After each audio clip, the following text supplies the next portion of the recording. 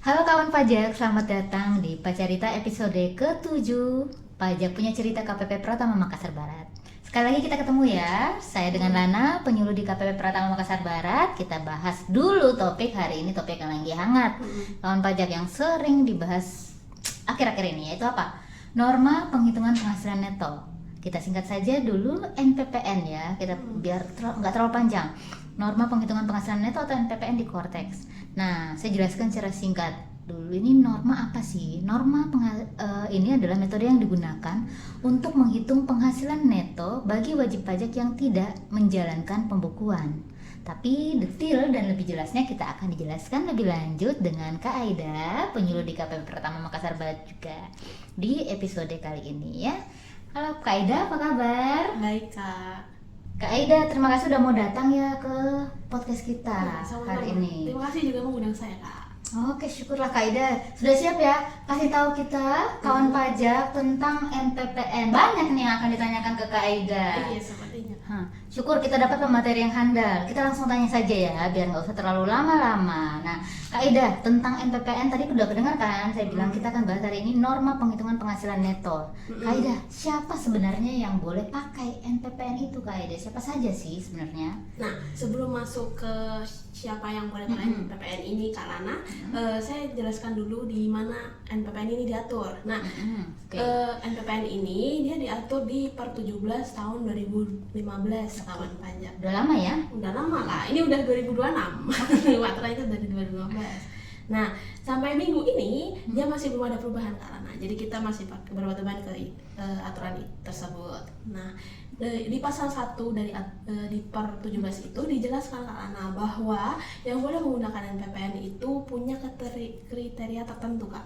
Nah, kriteria pertama yaitu dia harus berbentuk orang pribadi. Jadi badan tuh nggak boleh pakai NPPN Kak Lana. Badan, lembaga, yayasan, PT, CV nggak bisa ya Kak? Nggak bisa Kak. Oke, baik. Orang pribadi ya? Harus orang pribadi. Nah, yang kedua itu dia harus menjalankan usaha atau pekerjaan bebas Kak. Nah, kalau dia semata-mata hanya mendapat penghasilan dari pekerjaan seperti karyawan swasta, TNI, Polri, PNS seperti kita kan Kak, itu dia nggak boleh pakai NPPN. Kalau hanya dari situ saja sumbernya? Iya kan, di situ nggak bisa. Nah, pekerjaan usaha sama pekerjaan bebas tuh banyak jenis ya Kak.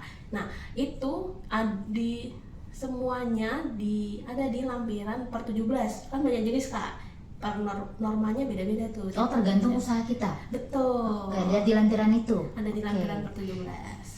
Nah, yang ketiga itu dia harusnya memiliki peredaran bruto kurang dari 4,8 miliar dalam 1 tahun. Dalam 1 tahun. Bruto ya Kak Aida ya? Bruto. Nah, jika dalam 1 tahun dia penghasilan brutonya lebih dari 4,8 miliar Kak, dia sudah tidak memenuhi syarat untuk menggunakan NPPN. Oke, baik. Sudah tidak bisa. Nah, pastikan juga penghasilan ini dia bukan penghasilan yang dikenakan PPh final Kak. Karena PPh final itu sudah diatur oleh ketentuan tersendiri. Jadi walaupun di bawah 4,8 tadi ya? Iya. Kalau diatur tersendiri ini penghasilan final nggak boleh pakai NPPN? Iya. Oke, baik. Nah, yang terakhir ini yang paling penting menurut saya Kak. Dia harusnya melakukan pencatatan. Iya. Nah, perlu diingat Kak, pencatatan sama pembukuan ini beda ya Kak. Kalau dia sudah terlanjur melakukan pembukuan, dia tidak bisa kembali ke pencatatan. Nah, bagaimana DJP ini tahu kalau wajib pajak ini mau pakai NPPN dan ternyata dia melakukan pencatatan? Nah, dia harus menyampaikan pemberitahuan penggunaan NPPN. Nah, ini yang sering diributkan ya. Iya. Oke. Nah, itu. Nah, kalau keempat kriteria tadi terpenuhi, itu aman Kak, bisa menggunakan NPPN. Jadi harus beritahukan ya. Iya, harus memberitahukan. Aduh. Jadi ada 4 kriteria ya Kak Aida ya untuk bisa pakai NPPN. Tapi itu tadi harus oleh orang pribadi, tidak bisa tadi badan ya, yang bentuk-bentuk badan hukum seperti itu tidak bisa. Seperti itu ya. Orang pribadi berarti pakai NIK ya, identitasnya seperti itu.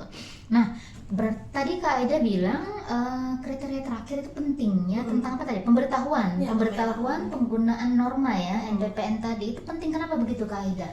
Seberapa penting dia? Penting sekali Kak, karena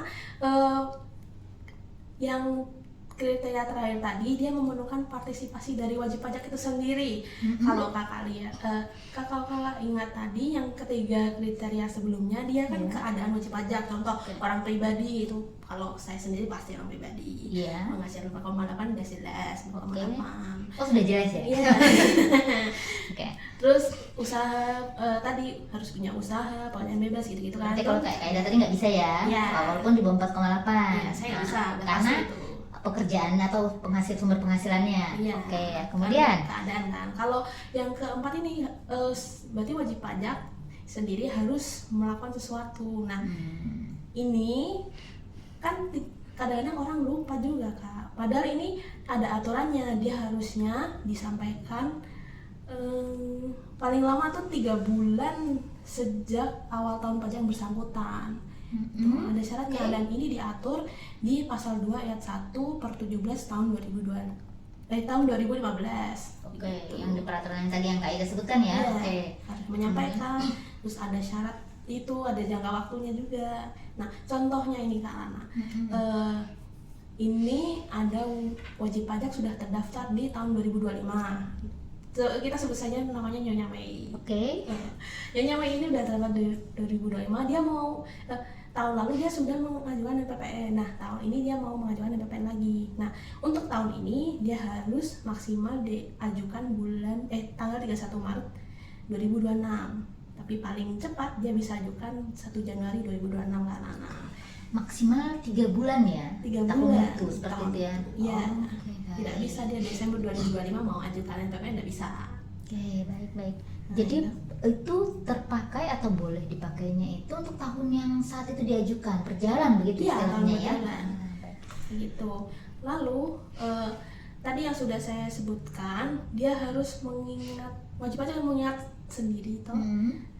Kapan dia harus melapor kapan dia harus mengajukan pemberitahuan itu ya? Iya. Kan banyak juga orang yang lupakan Kak, ataupun jangan sampai. ya harusnya tidak boleh. Mungkin atau sakit berkendala gitu kan, tapi ya itu lah. Oke. Nah, banyak juga wajib pajak yang salah kaprah. Loh, tahun lalu saya sudah ajukan pemberitahuan, kok tahun ini ajukan lagi. Itu memang pemberitahuan NPPN ini diajukan setiap tahun. Jadi tidak serta-merta udah ajukan tahun lalu, tahun ini otomatis bukan sekali aja. Iya, seperti itu ya. sekali saja. Terus ada aturan khusus Kak. Itu di PMK 81 tahun 2024 mengenai wajib pajak yang baru terdaftar. Baru daftar NPP maksudnya? Iya. Oke. Bagaimana itu? Nah, jika dia baru terdaftar di tahun contoh 2026 ini, dia mau menggunakan PPN pada tahun ini pun. Nah, dia memiliki kesempatan untuk mengajukan menyampaikan pemberitahuan tadi ya? Ya, menyampaikan pemberitahuan maksimal 3 bulan sejak saat dia terdaftar Kak Lana. Oh gitu. Jadi kalau misalnya baru mendaftar sekarang ya 3 bulan sejak sekarang hitungannya ya, bukan 31 Maret ya? Bukan. Oke, baik. April. Oh seperti itu. Ya. Jadi yang selain tadi orang pribadi, dia harus menyampaikan pemberitahuan. Pemberitahuan itu harus dilakukan tiap tahun ya? Ya, tiap tahun maksimal itu apa 3 bulan ya Kak Aida ya? 3 bulan. Kecuali yang baru terdaftar, tenang, nggak di masa kalau misalnya anggaplah ya baru terdaftarnya Agustus maksimal 31 Maret, nggak mungkin kan mundur. Jadi memang 3 bulan sejak dia terdaftar ya, atau kalau yang udah terdaftar dari tahun sebelumnya berarti tadi 31 Maret ya Kak Aida ya? Oke, seperti itu.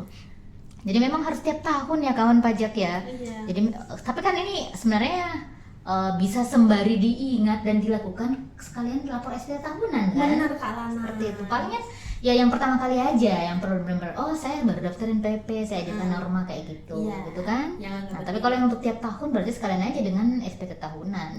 Kita kan nggak pengen lapor SPT terlambat. Nah, batasnya Maret. Nah, udah sekalian aja seperti itu ya Kak Ida ya. Iya. Nah, tapi Kak Ida bagaimana nih? Tadi kan Kak Ida bilang usahakan kita harus ingat ya.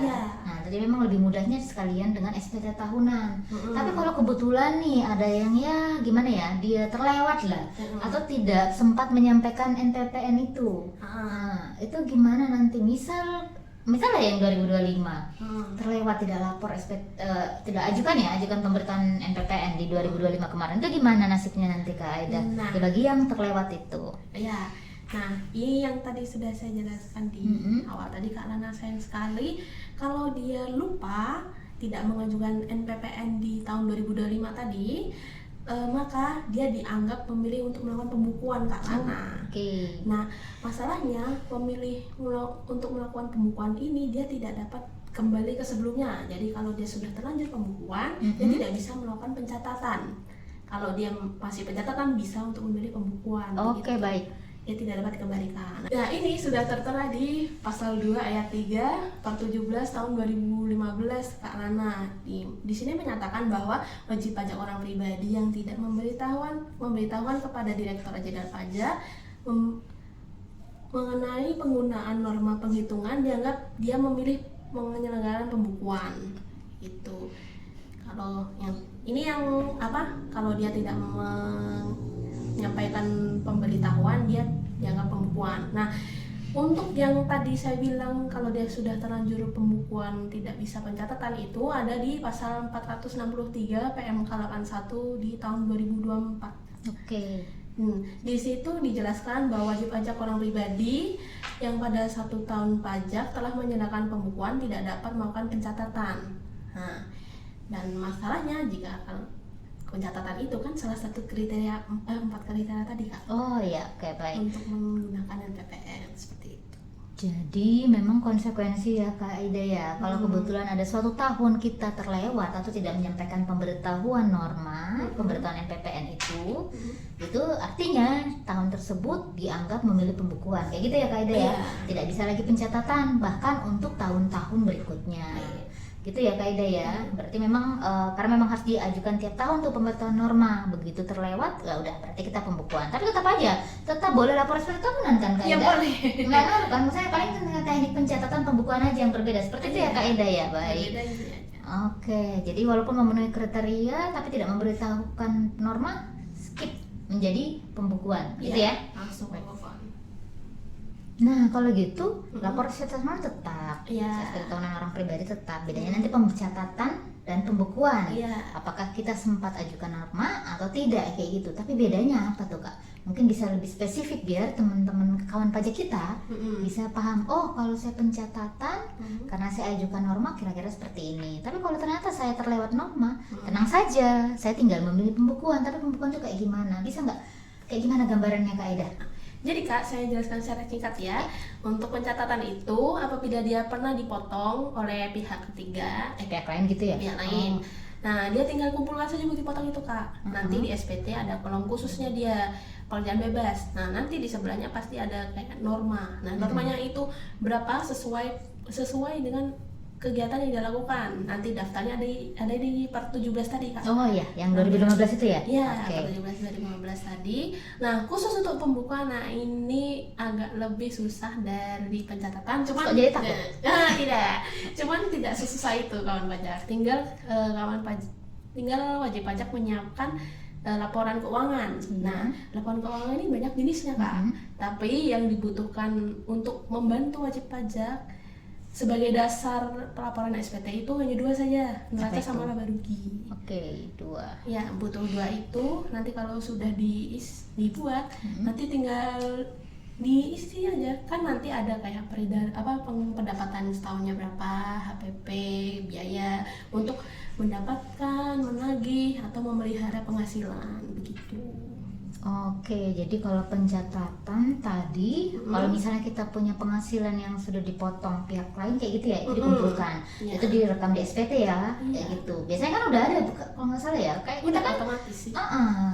bukti potong dari tempat kerja kan ada muncul di SPT kita kan, kayak gitu. Yang penting diposting dulu gitu kan, udah tahu saya. Nah, kalau sudah nanti penghasilannya juga harus diisi kayak gitu ya, nanti yang dari pekerjaan bebas itu atau dari usaha gitu, kayak gitu. Itu kalau pencatatan. Nah, sama tarif norma. Tarif norma kan tadi itu yang pakai per 17 dari 2015 ya Kak Ida ya. Oke, lihat dari situ. Nah, sedangkan kalau pembukuan tinggal menambahkan ya. Laporan keuangan, padahal cukup 2 ya. Minimal laporan neraca dan laporan laba rugi. Iya, laba rugi. Nah, jadi itu tadi Kak Ida sudah jelaskan isiannya itu yang jadi dasar untuk isi di SPT tahunan kayak itu ya, diisi kembali seperti itu. Iya. Nanti ada menunya di SPT tahunan. Ya simpel sih kalau kedikit yang diceritakan oleh Kak Aida ya. Kan secara singkat Kak. Oke, baik. Nanti tenang kawan pajak, pasti simpel kok itu. Baik. Nah, jadi kalau kayak gitu, kalau kawan pajak yang kemarin sudah mengajukan norma, segera ajukan lagi normanya. Ini kan masih Januari ya, Kak Aida ya. Jadi masih banyak waktu, tapi jangan ditunda-tunda. Karena kalau tertunda, lupa atau terlewat ya selesai normanya, berarti harus ajukan pembukuan berikut-berikutnya ya. Udah lupakan norma kayak gitu. Nah, tapi Kak Aida, kawan pajak mungkin masih terutama ya, mungkin kawan pajak yang baru terdaftar tahun ini. Kalau mau ajukan normanya, pemberitahuan normanya di Kortex, kan di Kortex tuh Kak Aida. Iya. Itu gimana caranya? Bisa dijelaskan nggak step-stepnya? Simpel aja gitu. Masuk dari menu apa setelah kita login gitu kan? Nah, kan login dari nick ya, kan akun pribadi tuh. Iya. Gimana Kak Aida? Nah, sebelum mengajukan pemberitahuan harus disiapkan tadi login Kortex, sama harus sudah aktivasi sertifikat digital atau Paspres. Tanda tangan elektronik gitu ya? Ya, Tapi betul. bukan tanda tangan gini ya? Bukan. Pakai tanda tangan elektronik. Nah, lalu nanti setelah login dia pilih menu layanan wajib pajak Kak Lana. Dia posisinya ada kanan atas. Ada menunya ya, layanan wajib pajak. Ya, nanti diklik toh, kemudian pilih layanan administrasi, dan habis itu paling atas lagi geser ke kanan dikit Kak, nanti ada menu buat permohonan layanan administrasi. Muncul ya, begitu diklik akan muncul menu berikutnya. Ya, betul. Oke, Nah, nanti di sebelah kiri ada banyak baris Kak. Nah, seingat saya kalau dia tidak berubah, baris ketiga dari atas itu nanti ada yang namanya kode AS04 Kak. Nah, Kode apa tuh? Kode itu permohonan. Permohonannya, Ya, oke. dia itu atas permohonan penggunaan NPPN dan pembukuan stelsel kas. Nah, itu nanti diklik Kak, nanti akan muncul dua pilihan. Yang kiri itu NPPN, yang kanan tuh stelsel kas. Nanti tinggal pilih yang kiri. Seingatku itu kode AS04-01. Oke, 0401 kayak gitu ya Kak Aida. Iya. Tapi tentang norma ya? Norma. Oke, kemudian Nah, kemudian nanti di sebelah kiri Kak, ada namanya, ada daftarnya banyak itu, kayak informasi umum, bla bla bla. Dan tadi dipilih dua dari atas kayaknya alur kasus. Oke. Cari menu alur kasus gitu ya? Iya, menunya. sebelah kiri. Diklik, nanti di situ akan ada formulir Kak.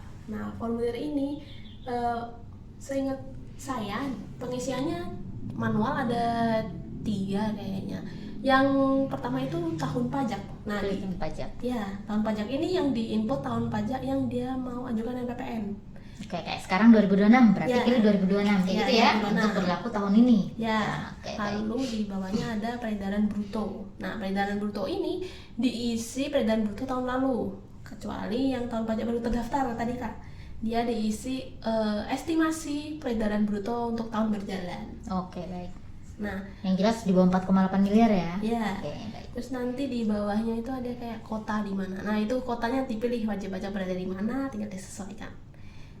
Udah itu, terus tinggal scroll ke bawah Kak Lana, nanti ada pilih create PDF. Nah, tinggal diklik, nanti wajib pajak tinggal pilih klasifikasi. Nah, klasifikasinya ini ada banyak, kayak biasa, sangat segera gitu kan.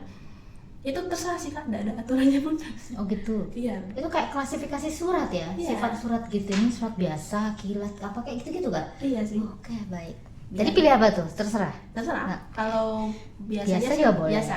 Oke, baik. Nah, itu nanti tinggal di create, habis itu ada tombol sign. Tombol sign ini untuk tanda tangan. Karena tadi kan create PDF itu untuk membuat formulirnya, membuat permohonannya Kak, pemberitahuannya Kak.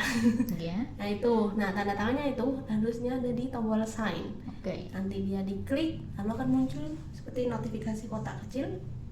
Tinggal dia input Paspres di situ, lalu tinggal simpan. Kalau sudah simpan, nanti tunggu di bagian kanan itu ada tulisan bagian tertanda gitu. Awalnya dia 0. Tunggu sampai dia muncul 1 biar dia terbaca sudah tanda tangan. Oke, itu maknanya udah tertanda tangani kayak gitu ya? Ya, baru nanti klik selesai. Kirim. Nah, udah. Kalau dia muncul kasus ditutup berarti sudah selesai Kak. Oh, sudah selesai pemberitahuannya? Iya, tinggal Oke. dicek di fasilitas saya atau nanti di dokumen itu BPN-nya di-download sendiri juga bisa begitu. Di dokumen di akun kita ya, di Iya. akun yang mengajukan pemberitahuan ya. Betul. Oke, berarti nggak harus minta-minta ke kantor pajak ya kawan pajak. Enggak. Dari akun Cortex sendiri bisa Betul. seperti itu. Otomatis kan. Otomatis. Baik. Jadi masuk pokoknya kita login aja di akun Cortex masing-masing gitu kan. Kalau sudah memenuhi kriteria tadi 1 2 3 yang Kak Aida jelaskan, tinggal ajukan pemberitahuan kayak gitu ya. Iya. Di Cortex login, masuk ke apa tadi Permohonan. bikin permohonan dulu, nanti setelah step-stepnya diikuti ada formulir diisi, Iya. isi, create PDF, tanda tangan, kirim. Iya. Nanti dicek di mana tuh Kak tadi dokumen ya untuk Dokumen. tanda terimanya. Tanda terima ya. Terus Karena kalau- sifatnya pemberitahuan saja Kak. Oke, terus di fasilitas tadi ya untuk fasilitas ngecek itu saya. sudah ada nggak, udah muncul nggak? Iya. Oke, baik. Jadi sebenarnya nggak terlalu sulit mungkin karena kita Baru. lagi bayangan iya. Tapi kalau kalian belajar kan udah biasa buka Cortex pasti udah oh ya di sini saya bisa mengerti lah maksudnya. Tinggal kita isi kayak gimana sih seperti itu ya. Iya. Pak, satu. Oke, jadi seperti itu ya kawan pajak cara untuk mengajukan norma pemberitahuan penghasilan neto ya Kak Aida ya. Dan pentingnya norma ketika kita punya usaha atau pekerjaan bebas dan kita masih berhak karena kita di bawah 4,8 miliar omsetnya dalam 1 tahun pajak. Asalkan memang sebelumnya belum pernah absen mengajukan Iya. norma seperti itu. Kurang lebih seperti itu kesimpulan yang kita dapatkan hari ini, ilmu baru yang kita dapatkan hari ini dari Kak Aida. Bahkan tadi sudah dijelaskan ya, ini masuk dari menu mana kalau mengajukan norma tadi di Iya. Cortex seperti itu. Kami harap dengan informasi ini kawan pajak nggak bingung-bingung lagi dan tidak terlambat untuk mengajukan pemberitahuan norma sehingga hak norma, penggunaan norma bisa dilakukan seterusnya seperti itu ya. Namun kalau kawan pajak masih ada yang mau dikonsultasikan lebih lanjut, mungkin mau ditanyakan, boleh silakan datang langsung ke KPP ya, KPP terdaftar, KPP terdekat, silakan. Baik, jadi seperti itu ya kawan pajak tentang norma penghitungan penghasilan neto atau NPPN di Cortex yang telah kita bahas hari ini bersama Kak Aida. Jadi udah dijelaskan tuh syarat atau kriteria yang berhak norma atau NPPN. Cara mengajukannya juga sudah dijelaskan oleh Kak Aida dengan detail gimana dari menu-menu apa di Cortex sampai kirim sampai ngecek seperti itu ya Kak Aida ya. Yang perlu diperhatikan di sini adalah agar kawan pajak kami harap ya nggak mengajukannya dengan terlambat sehingga masih yang punya hak norma menggunakan NPPN masih bisa gunakan terus menerus seperti itu ya Kak Ida ya. Tapi kalau memang ternyata kawan pajak lebih nyaman mau mengajukan mau pembukuan saja juga nggak ada masalah. Yang penting tetap lapor SPT tahunannya kawan pajak ya. Oke. Namun kalau kawan pajak mungkin masih ada yang mau ditanyakan lebih lanjut, masih mau berkonsultasi, boleh datang ke KPP terdekat atau KPP terdaftar ya Kak Aida ya. Di sana pasti ada petugas yang akan melayani konsultasi kawan pajak. Baik kawan pajak, untuk pacarita kita hari ini, podcast kita hari ini kita akhiri dulu sampai di sini. Kami mohon maaf atas salah kata, salah perbuatan dan kami harap materi hari ini, informasi hari ini dapat menambah ilmu kawan pajak dan kita semua. Semoga berfaedah ya kawan pajak ya. Baik, kita akhiri pacarita episode ke-7. Kita berjumpa lagi di podcast edisi berikutnya. Jangan lupa like dan subscribe ya di Pajak MKS Barat.